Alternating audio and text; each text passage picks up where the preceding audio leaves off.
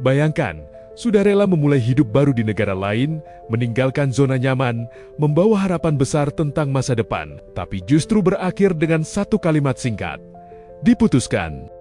Itulah yang kini dialami Awkarin. Nama Awkarin kembali jadi pusat perhatian publik setelah kisah cintanya kembali kandas. Perempuan bernama lengkap Karin Novilda ini mengungkap bahwa dirinya diputuskan oleh sang kekasih bule hanya beberapa waktu setelah ia menetap di Melbourne, Australia, sebuah langkah besar yang sejak awal dianggap banyak orang sebagai bentuk pengorbanan demi cinta. Kabar itu tidak datang dari rumor atau gosip samar, melainkan langsung dari pengakuan Awkarin sendiri di media sosial. Dengan gaya blak-blakan khasnya, ia menyampaikan kalimat yang langsung menyentak perhatian publik. Jadi, gua diputusin lagi, pendek, lugas, tapi syarat emosi. Kalimat itu langsung memicu gelombang reaksi dari empati hingga kritik. Tak berhenti di situ, Awkarin juga menyinggung apa saja yang telah ia berikan selama menjalin hubungan. Ia menyebut wajah, pikiran, tubuh, bahkan materi, seolah ingin menegaskan bahwa hubungan ini ia jalani dengan kesungguhan penuh. Bagi banyak warganet, ungkapan itu terdengar sebagai luapan kecewa, marah, sekaligus tak percaya bahwa pengorbanan sebesar itu tetap berujung perpisahan. Jadi gue diputusin lagi. Ini loh yang lo tinggalin. Ini.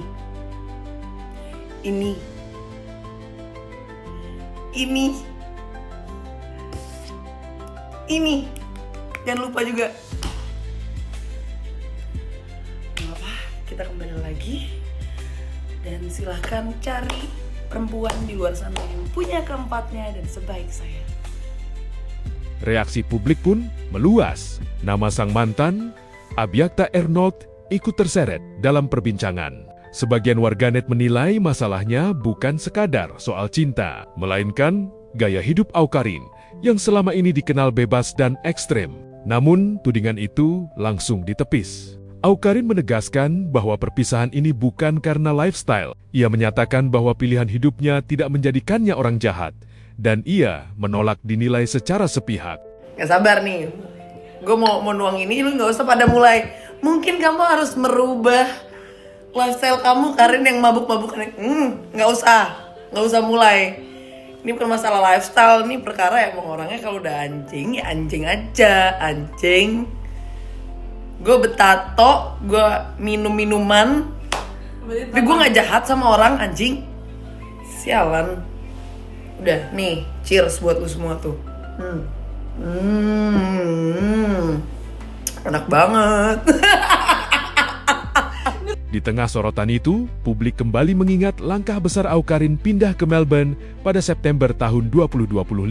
Meski ia menyebut kepindahan itu berkaitan dengan pekerjaan dan fase baru hidupnya, banyak yang sejak awal mengaitkannya dengan hubungan asmara.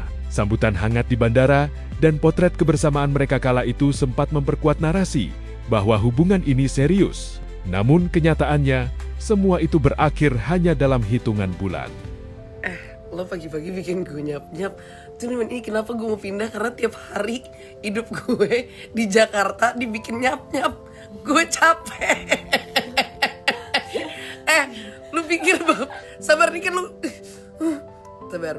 Face gue harus tetap demure karena ini banyak bule-bulean gue. Lu semua tai yang ngentot bikin gue. Lu bikin gue nyap-nyap tiap hari. Kan gue malu ya kalau gue nyap-nyap terus. Anjing. Lu pikir pakai otak lu, anjing. Bapak gue mau ditempeleng gue. Tempeleng tuh. Enggak semua. Ditempeleng tuh pala anak gue juga kalau gue hamil. Dicoret dari kakak, gue mau dibom rumah gue sama bapak gue. Gila lo ya. Gue tuh lebih sedih kayak, emang gue segendut itu? Jahat banget sih lu, gue gak segendut itu tahu, demi Allah. Astagfirullahaladzim, ya Allah. Diem dah, demure. Banyak bule-bulean gue nonton. Gue kemarin nyap-nyap, gue di unfollow sama bule-bulean gue 2. Lu, udah deh. Udah gitu mereka suka nanya, kamu tuh habis ngobrolin apa sih? Iya. Kenapa? Iya kan? Jelasinnya gimana ini? Gue juga gak ngerti gimana jelasinnya karena lu pada tolol. Gue gak ngerti, udah. Ini bukan kali pertama kehidupan pribadi Awkarin jadi konsumsi publik. Dari isu, klarifikasi, hingga bantahan, semuanya kerap ia hadapi di ruang terbuka. Namun di balik sikap tegas dan berani, tersimpan sisi manusiawi yang sulit disembunyikan. Gue lagi ngeliatin video-video lama gue. Ini tuh cara coping mechanism gue, kayak gue galauin yang lain biar gue gak galau yang sekarang. Gue gak membuka second account gue dulu. Second account gue terlalu banyak video dia, terlalu banyak foto dia, karena gue galau. Masalah tiap orang gue punya lagu, ngerti gak sih? Gue punya kayak lagu yang attach sama mereka. Lagu UK pertama si fucking Tyler the Creator, karena kita pergi bareng nonton Tyler the Creator. Are We Still Friends tuh lagu gue, galau gue tuh sama dia. UK yang kedua, gue Oasis sama dia. Gue kan ini baju ini. Stand by me. Nobody knows.